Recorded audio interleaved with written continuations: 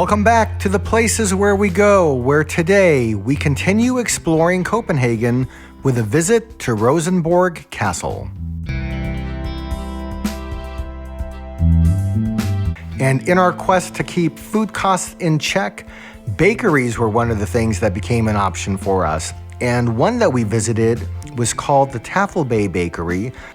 Really nice sandwich with pesto, mozzarella cheese, like real mozzarella cheese, tomatoes and spinach.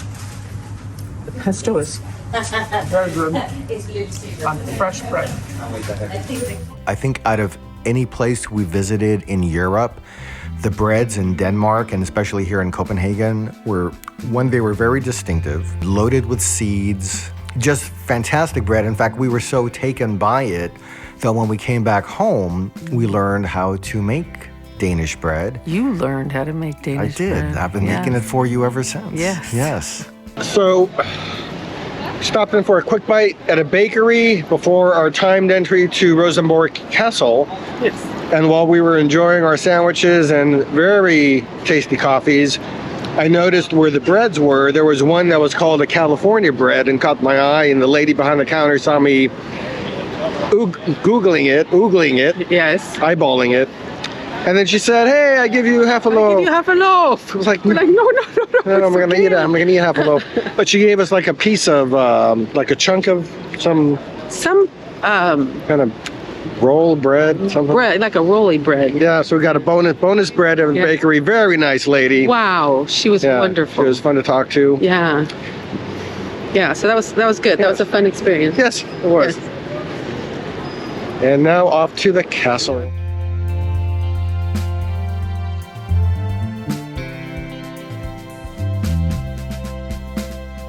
Copenhagen is full of castles, and one you won't want to miss is the Rosenborg Castle. It's located within the King's Garden. It's a fairy tale-like fortress that was built in the early 1600s. It's a testament to Renaissance architecture, and the castle is home to the Danish crown jewels, royal regalia, and beautiful furnished rooms showcasing Danish royal history. We start by exploring Christian IV's winter room and writing room, which are made to look as they did during his reign, complete with a collection of Dutch art.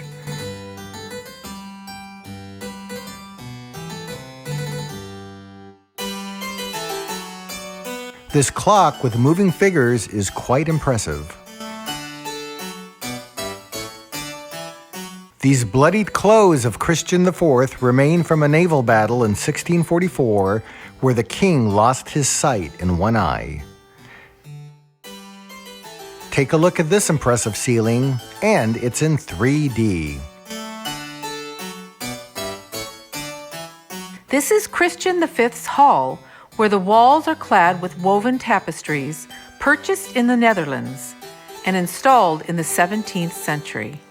The fireplace was moved here from another location during a renovation around 1700. That's also when the ceiling acquired its current appearance, although the central painting depicting the orchestra dates back to the time of Christian IV. Say hello to the King and Queen Charlotte Amalie. This is little cutout is what was used to communicate to the other end of the castle. It's called a mouthpiece. So we believe that's what that was. Right in the wall. This large painting shows the procession in front of Copenhagen's castle that hailed Frederick III as hereditary king in 1660. So now I'm looking at a genealogy, beautiful chart with pictures and everything from Christian IV.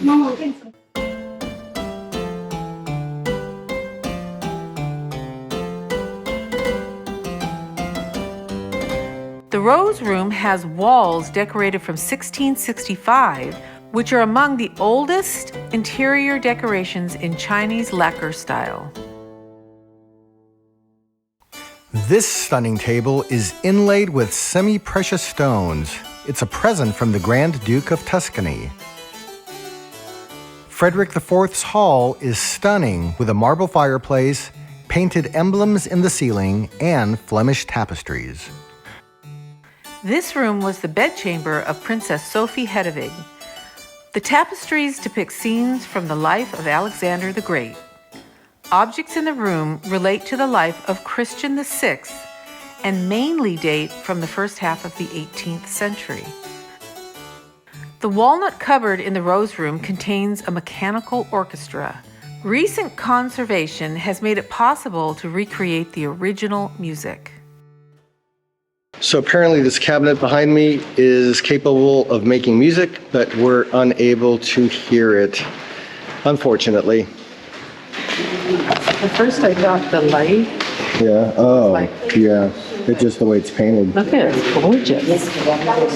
I love that. It just pops her right, it's just beautiful. Looks like lights showing on it, but it's just the way it's painted. Here we have a room inspired by the Hall of Mirrors at Versailles, and the Danish king wanted such a room.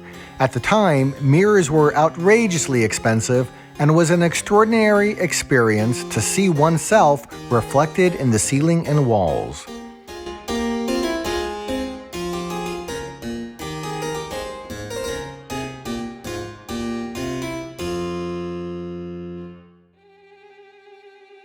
Frederick V's cabinet room has walls decorated with tapestries of garden scenes and many objects from the second half of the 18th century.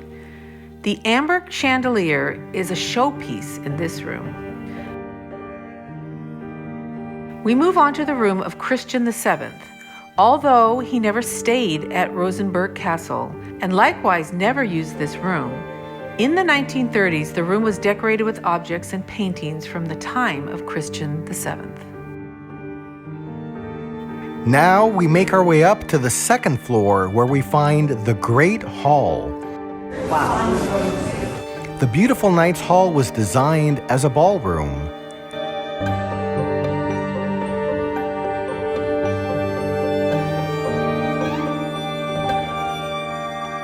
At one end, 3 silver lions guard the king's and queen's thrones, which are made of silver.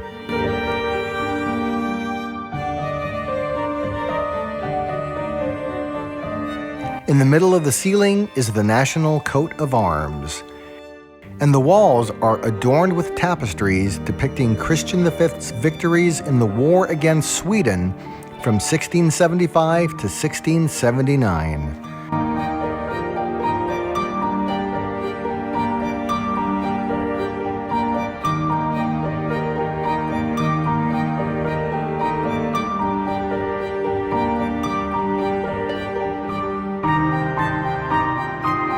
Lastly, we make our way to the basement.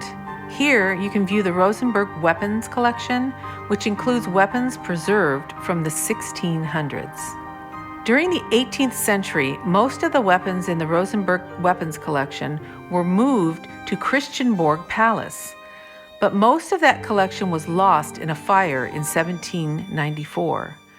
And the weapons on display today are just a faint echo of the collection's past splendor. Going to the Treasury where the royal jewels are found.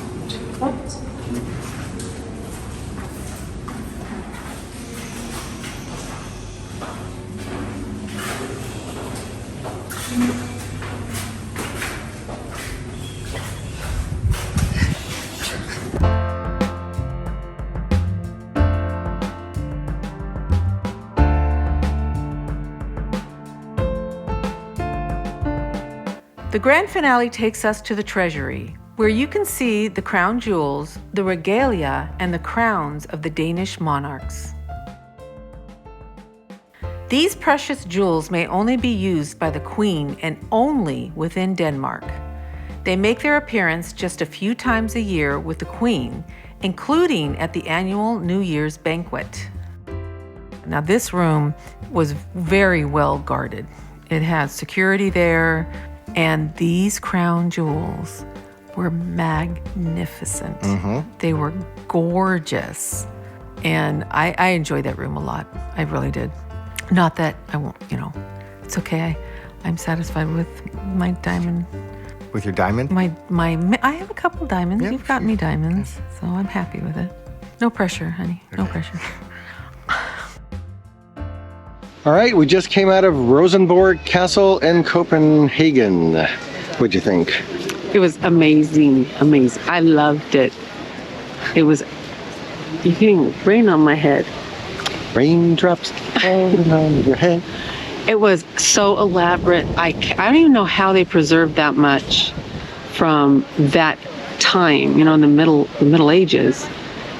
Just incredible stuff. Yeah, really nice collection. I liked it that we were allowed to take photo and video because that's not always the case in every place like this. Yeah. Although halfway through, docent approached me and said I had to take my GoPro off of the stick. There's something about a stick. Yeah, so that was still fine. Like it. Yeah. So this was about a 2-hour visit for us. Yeah, it was nice. So if you're in Copenhagen, recommended to go check out the castle. There's 5 floors total, right? So ground floor, first floor, second floor, and then a basement. Yeah. And underneath the basement, the crown jewels. The crown jewels. Yeah. So quite a bit to see. Yeah. Pretty cool.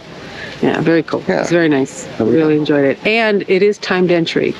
So it's very helpful to get a time ticket before you come here. Yeah, and you can get that online. Yes. Yeah. Mm-hmm. All right. Just a tip for you. When you're done visiting the inside of the castle, step outside to enjoy the beautiful King's Garden. It's the country's oldest royal gardens. Laid out in the early 1600s during the reign of King Christian IV, these grounds were once restricted just for royal use, but today can be enjoyed by visitors. We hope our tour of the castle inspires you to visit Rosenborg Castle if you find yourself in Copenhagen, Denmark. Thanks for watching. Don't forget to like and subscribe, and we'll catch you next time with more adventures from the places where we go.